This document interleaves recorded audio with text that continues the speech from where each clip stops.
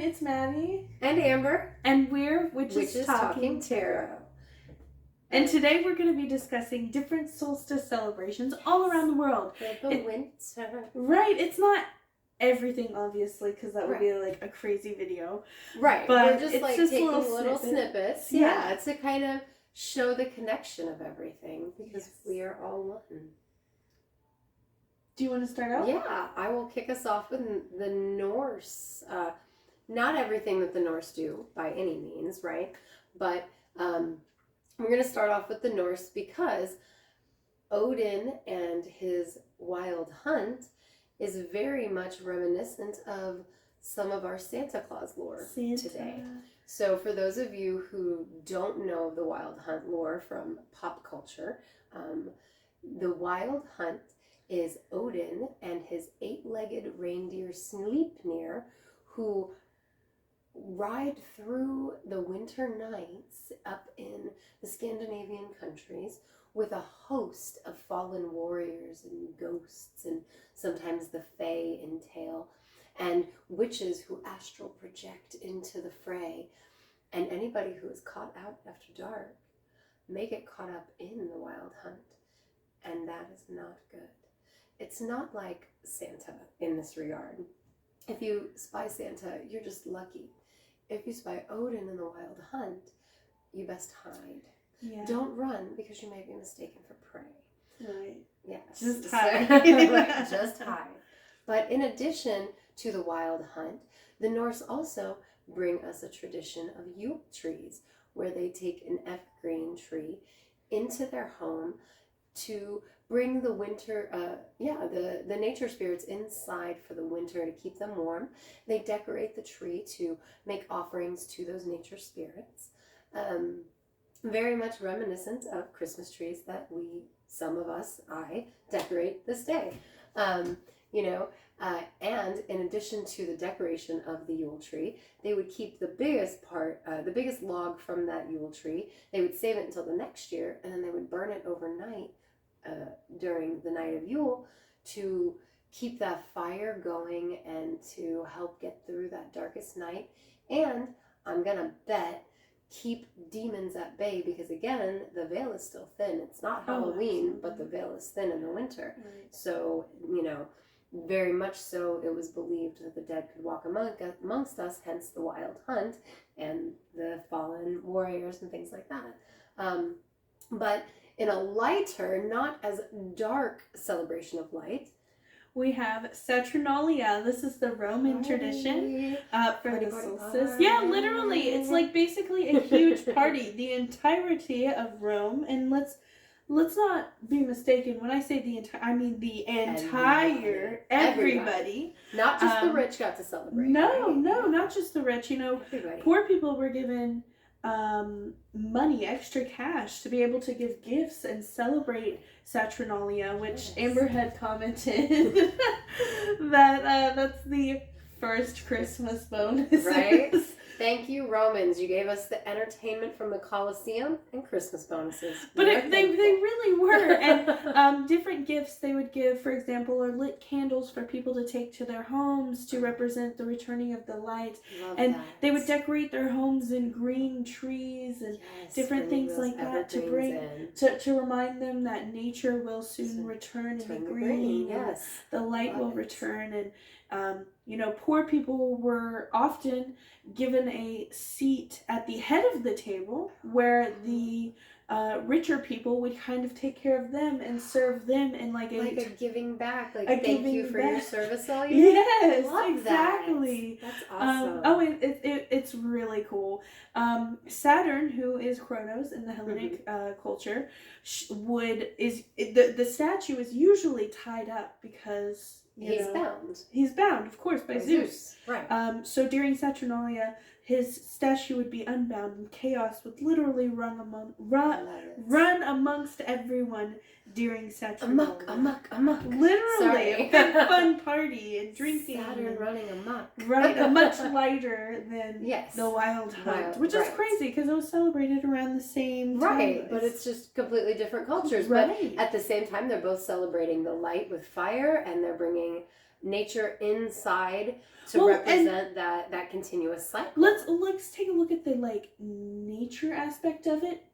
During the solstice in like the Nordic area, Slavic, Welsh, it's fucking cold. Yeah. And it's dark. Oh yeah, absolutely. Whereas from what I in understand, Rome, in Rome, it's not not cold. Yeah. No, and it makes sense that, you know, in these other cultures, like it's very much a darker, you know, ghosts are among us because, you know, people are dying a lot because it's cold. Illness runs rampant that time of year. Yeah. Whereas it's funny that you say that. That brings me to the Egyptian celebration where they would bring in different trees.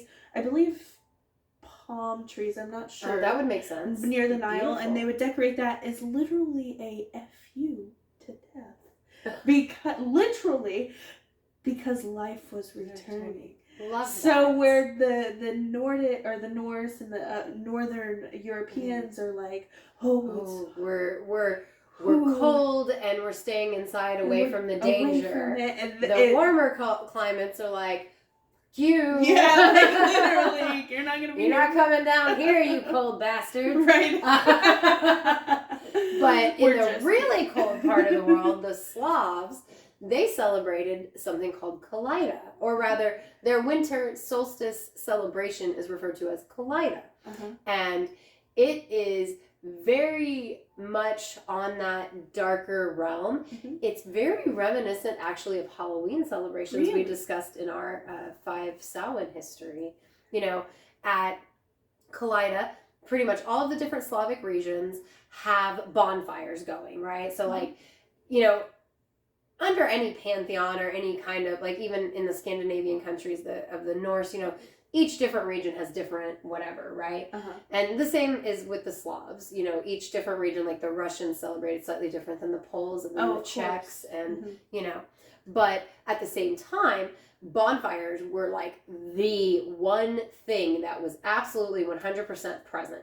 Bonfires to have fire that represented the light and celebrated the light, but also represented older traditions. People believed that fire actually helped nature bring the sun back. And, you know, fire is very important in agriculture, so it makes sense that it makes sense because you burn the ground to make it grow 10 times better. Exactly. You know, like, I mean, not to make light of a situation, but when they had the fires burning in Australia, I think, everybody was like, oh my gosh, but then you'd see the pictures and the trees were growing bigger already and everything was growing back. I mean, fire is a natural cleanser. I mean, ash is the best fertilizer. Oh yeah, absolutely. Ash in bodies. Right. And I mean, and fire takes care of all the underbrush that in drier climates doesn't decompose like it does in wetter climates. So it allows for that new growth that you mentioned because without the fire to take away all the underbrush, that new growth has no way to grow,